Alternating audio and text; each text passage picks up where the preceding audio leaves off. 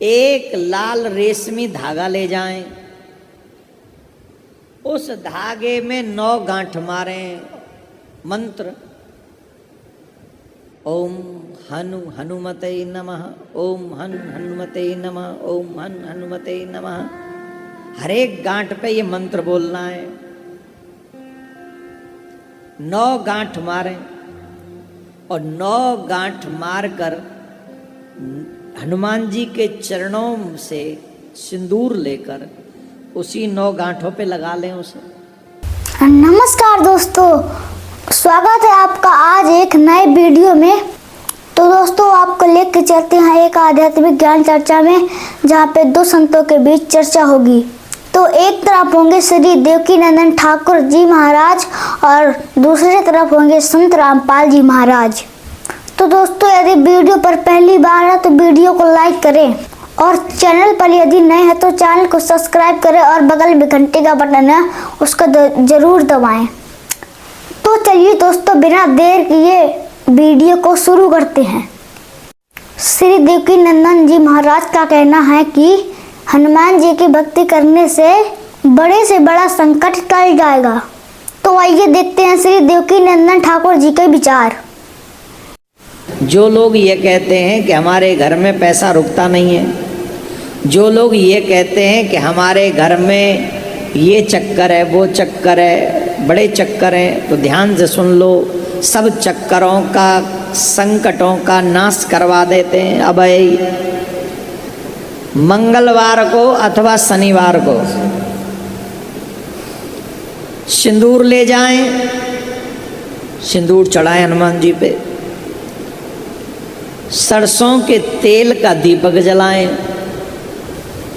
एक लाल रेशमी धागा ले जाएं,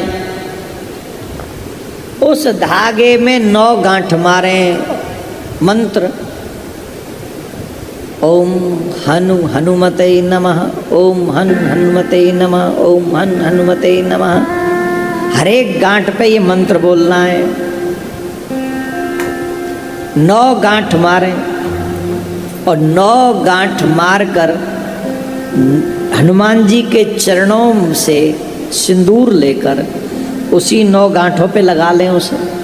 हनुमान जी के चरणों का ही सिंदूर होना चाहिए और वो फिर हनुमान जी के चरणों में रख दें वहीं, और वहाँ बैठकर दीपक जलाकर 7 हनुमान चालीसा का पाठ करो और फिर वो धागा उठा लाओ।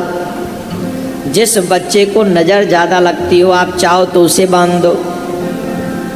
अगर पैसा न रुकता हो तो जिस तिजोरी में आपको पैसा रखना होता है वहाँ रख दो, अथवा जिस दुकान में पैसा आता ही नहीं है उस दुकान के खजाने में रख दो।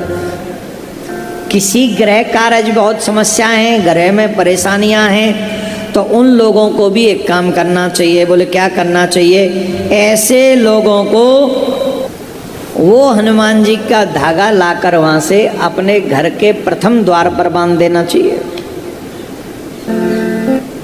जिससे नेगेटिव एनर्जी का आपके घर में प्रवेश ही नहीं होगा। तो अब आइए देखते हैं संत रामपाल जी महाराज जी के विचार। एक परिवार ने मन्नत मानी किससे? बालाजी से। उनका पुत्र हो गया और उस पुत्र के केस उतरवाने के लिए, मत्था टेकवाने के लिए उस बालाजी में जा रहे थे। 4-5 सदस्य थे, 7वां छोटा सा लड़का था 3 महीने का। रास्ते में दुर्घटना होगी, वो बच्चा बच गया और वो सारे मर गए। बताया खाक मन्नत दी उसने, किसने दी? ये भी भूल है हमारा कि उसने पत्थर ने दे दी, उस बालाजी ने दे दी। एक भक्त सुना रहा था, बोला जी हम पहले तो भूल में थे। उसने एक उदाहरण दिया कि एक भगत हनुमान जी की पूजा कर रहा था। हनुमान जी वहाँ प्रसन्न हो गया, आ गया, बोल भाई क्या मांगता है? नो बोला जी बढ़िया से सूट दे, मेरा तो कपड़े को नहीं। नो बोला भाई मैं आप लंगोट में रहूं तो कितने थान दूंगा। हनुमान जी ने कहा भले आदमी तो भगवान की भक्ति करे, मैं भी भगवान की भक्ति करूं, मन भी कर दे, क्यों दुखी कर रहा है मेरे को। तो पुण्यात्माओं, हम बिना ज्ञान के डले ढो रहे थे। अब इस तत्व ज्ञान से हमें पता चला। क्या बताते हैं गरीबदास साहब जी के जगत का पेखना पेख्या धनी का नाम ना लेखा। जगत का पेखना पेख्या धनी का नाम ना लेखा। जैसे ये दास पहले हनुमान जी का कट्टर पुजारी था, जैसा लोक वेद सुन रखा था हमने, क्योंकि आत्मा भगवान के बिना रह नहीं सकती। पुण्यात्माओं, यहाँ चाहे कोई करोड़पति हो, चाहे अरबपति, चाहे खरबपति हो, और चाहे सारी पृथ्वी का पति हो, और उसको संतान भी हो, संतान उसकी नेक भी हो, पर संतुष्टि नहीं हो सकती। आत्मा में प्रसन्नता नहीं हो सकती, क्योंकि आत्मा को उस सुख की आवश्यकता है जो यहाँ पर है नहीं, और उस सुख को प्राप्त हुए बिना ये संतुष्ट हो नहीं सकती। फिर इसको ये भी पता है कि भगवान आकर बताते हैं स्वयं अपनी महिमा। अब कबीर परमात्मा कहते हैं, धर्मदास सुन अमर कहानी, अपनी महिमा हम आप बखानी। कि अपनी महिमा मैंने आप बतानी पड़े आकर के। इस मेरी महिमा का बताने वाला इस पृथ्वी पर कोई 21 ब्रह्मांड में नहीं छोड़ रखा, इसलिए किसी को याद ही नहीं रहा। सबको भांग पिला रखी है, सबके 3 इंजेक्शन लगा रखे, तीनों गुण इनके ऊपर प्रभावी है। इनको सो दिए को ना, इनको जितना दिखाई बेटा बेटी कार कोठी आगे कुछ दिखाई नहीं देता इन बोली आत्माओं को, इतना बांध दिया इनकी बुद्धि को। तो क्या बताते हैं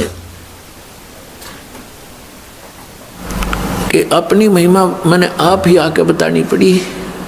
तो इस परमात्मा के से प्राप्त ज्ञान के आधार से हमें फिर दिखाई देने लगा। जैसे ये दास पहले हनुमान जी का पुजारी था, लगातार 25 वर्ष तक,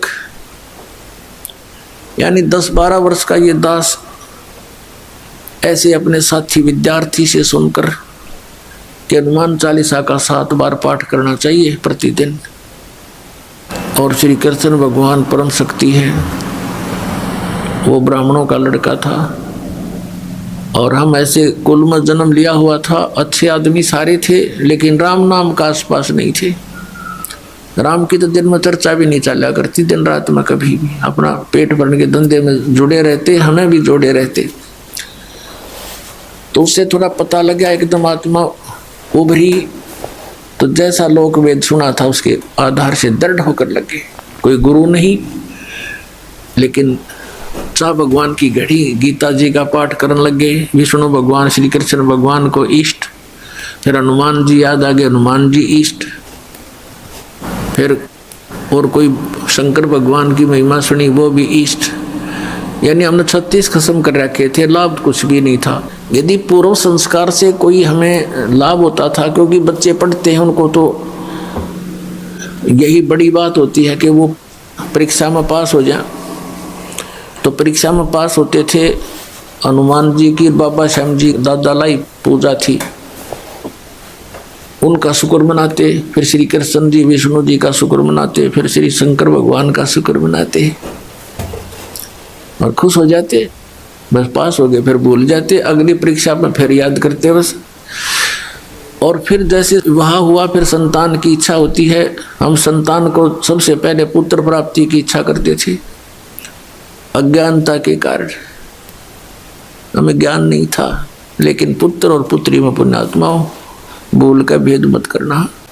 तो दोस्तों, वीडियो देखकर आप समझ ही गए होंगे कि हनुमान जी की भक्ति करने से क्या लाभ होता है। तो दोस्तों, ऐसे ही वीडियो आपको दिखाते रहेंगे और इन पाखंडियों की हम पोल खोलते रहेंगे। जितने भी ये बाबा और कथावाचक हैं, ये शास्त्रों के आधार पर ज्ञान नहीं बताते हैं। ये सुनी सुनाई लोक कथाओं पर दुनिया को गुमराह कर रहे हैं। इनको खुद ज्ञान नहीं है शास्त्रों का, और ये हमें पाखंड पूजा में उलझाए हुए हैं। और संत रामपाल जी महाराज शास्त्र अनुकूल भक्ति साधना बता रहे हैं। तो दोस्तों, इस वीडियो को ज़्यादा से ज़्यादा शेयर करें और अपने दोस्तों तक पहुंचाएं। तो आज के वीडियो में इतना ही, मिलते हैं नेक्स्ट वीडियो में। तो अब तक के लिए नमस्कार। सर साहब जय आदि राम।